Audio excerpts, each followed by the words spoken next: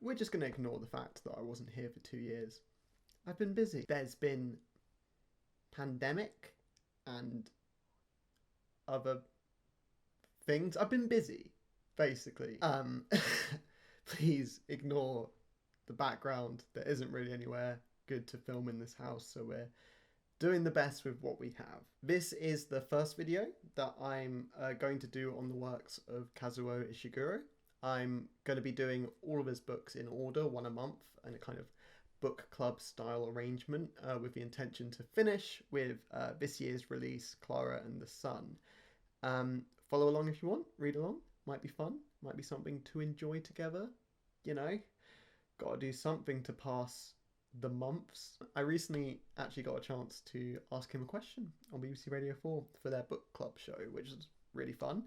I bungled it, obviously, but if you want to check that out, I'll leave a link in the description to the show and to all the other episodes. And, as always, I'm going to be making reference to some other people's thoughts, which I will leave the details of in the description, so academic articles and the like.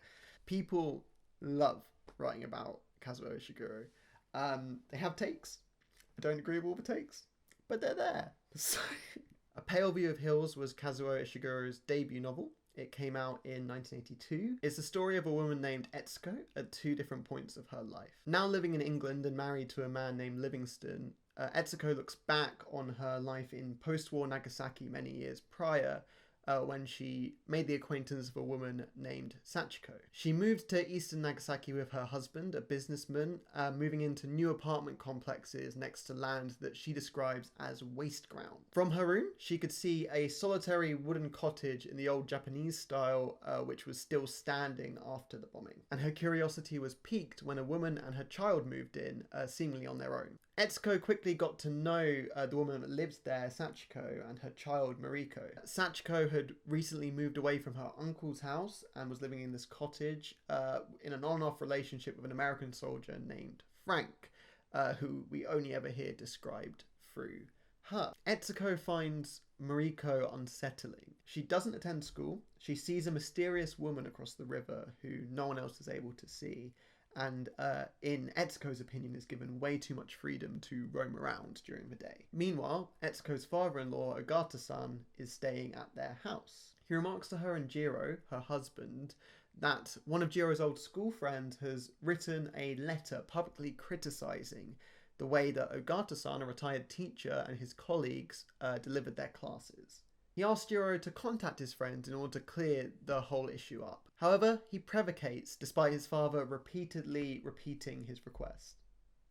Repeatedly repeating. In the meantime, Etsuko discovers that she's pregnant. In the present, Etsuko and her second daughter Nikki are reminiscing over her oldest daughter, Keiko, who it transpires committed suicide following their relocation to United Kingdom. Nikki finds it difficult sleeping across from Keiko's room, and Etsuko finds it difficult to discuss her altogether. The novel reaches a number of climaxes. Firstly, Ogata-san and Etsuko confront Shigeo Matsuda, the man who had written the letter about his pre-wartime teaching. The interaction is not a comfortable one for Ogata-san. He's accused of teaching horrible, wrong ideology that led students of the country down an evil path.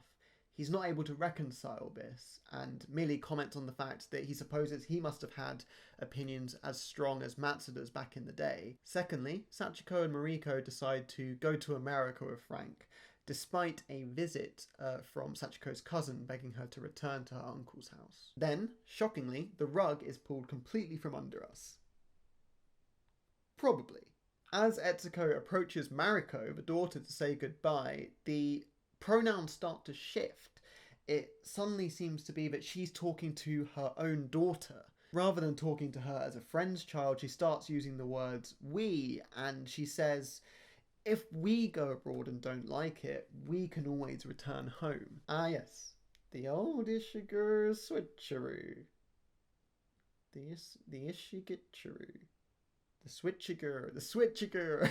The book ends in the present with Etsuko saying goodbye to her daughter Nikki, and ruminating on the fact that she might now sell the house as it feels too empty without her dead husband or children in it. She waves goodbye, and Nikki turns, shocked to see her still standing there.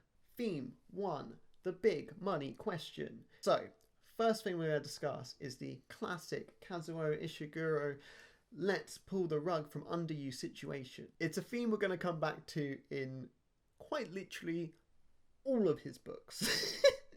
Inevitably, with a novel like this, a lot of the discussion is going to centre on the question of, is Etsuko the same person as Sachiko? Potentially she was just using the narrative to tell her own story of her shame and guilt. You can argue that potentially they are the same person, right? There's the bridge scene, which I mentioned previously, where the pronouns shift, and then there's also a scene of a ropeway in which she originally recounts it as a story of her and the two of them, but then changes later on to describe it as only a trip that she took with Keiko. However, if we see it this way, Cynthia Wong has argued, we're ignoring the fact that there will have been hundreds, if not thousands, of stories exactly like this in Nagasaki in the post-war period. Like, is it so inconceivable that Etsuko will have met another woman and her daughter who are also trying to escape the confines of traditional society?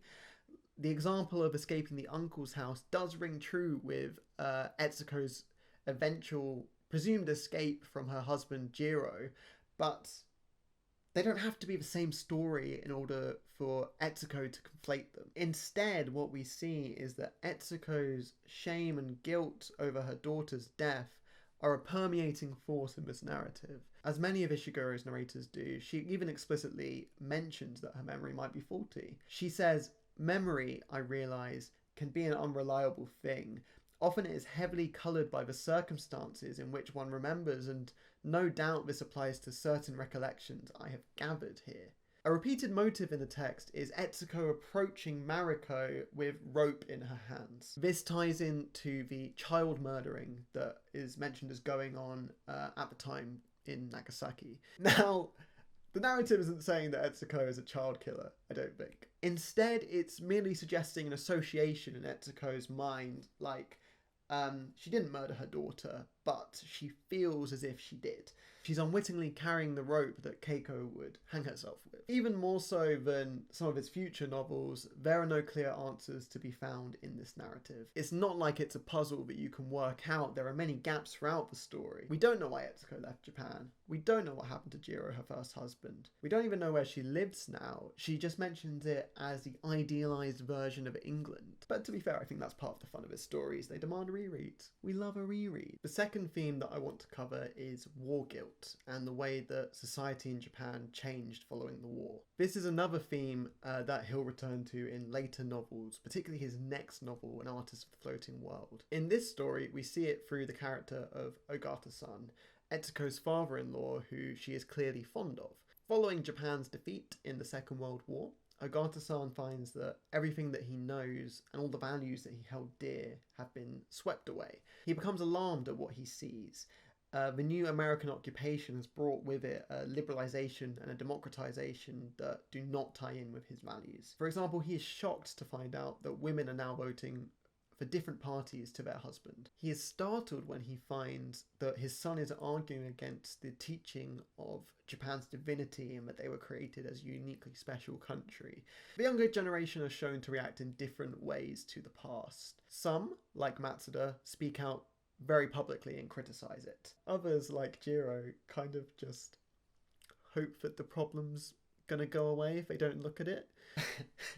An excellent tactic, arguably the best tactic in life. Some, like Etsuko, are genuinely affronted and see it as an attack on their elders. And this brings Jiro and her to loggerheads when, just as Ogata-san is about to leave, Jiro says, "Oh, darn, I wish I'd spent a week off having holiday with you."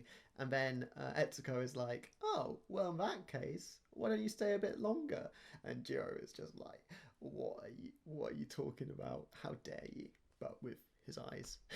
I will note, just as a side thing, that Ishiguro says we shouldn't be treating this as a historical novel in traditional sense. He's not particularly concerned with historical accuracy, and although the location of Nagasaki in the post-war, it's not incidental to the novel, we shouldn't see it as a historical retelling of what life actually was like then. Which I realise I kind of said differently to that earlier on. But I'm a mess of contradiction. And that being said, our final theme is going to be Nagasaki. One of the elements of the novel that exists throughout the whole thing, just in the background, is of course the bomb. One character, Mrs. Fujimura, lost her husband and most of her children in the bomb, and now runs a noodle shop. The way that other characters react to her in the novel is interesting. Ogata-san sees her as a tragic figure, as someone who has nobly sacrificed for the war and is in a destitute position afterwards. Ogata-san sees it as inconceivable that she would enjoy the job she was doing now, as she's lost her position in society thanks to the importance of her husband. Sachiko, on the other hand, despite receiving a job offer from her, treats her with contempt. She certainly wants to avoid her as much as possible. When she makes the decision to leave the country with Frank for the first time, she tells Etsuko to just let her friend know that she's leaving. She doesn't want to interact with her if at all possible. Eckert notes that potentially what Sachiko doesn't like in her is that she is fulfilling the traditional role. She's doing a job of cooking in order to look after her remaining child, and that's something that Sachiko simply refuses to do. When Nagasaki is mentioned as a location, it's mentioned only briefly. Etsuko and Ogata-san go to the Peace Park, and on looking at the statue that's present there, Etsuko simply says that it does nothing for her. It doesn't remind her of what she's gone through at all. Yasuko, Sachiko's cousin, mentions that Nagasaki has completely changed in the past few years. When Etsuko asks, "But don't you live in Nagasaki?"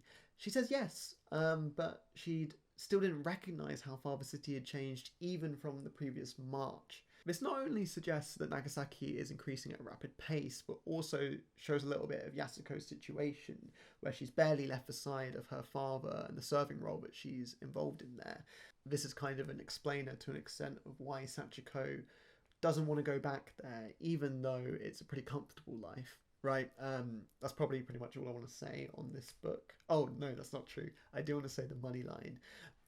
Okay. Is it a pale view of hills? In the sense that the hills are pale, or that she herself has a pale view. Really makes you think, doesn't it? Get your thinking cap on for that one, lads. I hope you enjoyed the discussion of this book. Next time I'll be discussing An Artist of the Floating World. That's the next time I'll do this book club series. I don't know if I'll put out another video before that. In my opinion, An Artist of the Floating World is the better of Ishiguro's earlier novels. So get excited, get hyped, get pumped. Right, see you in 2 years.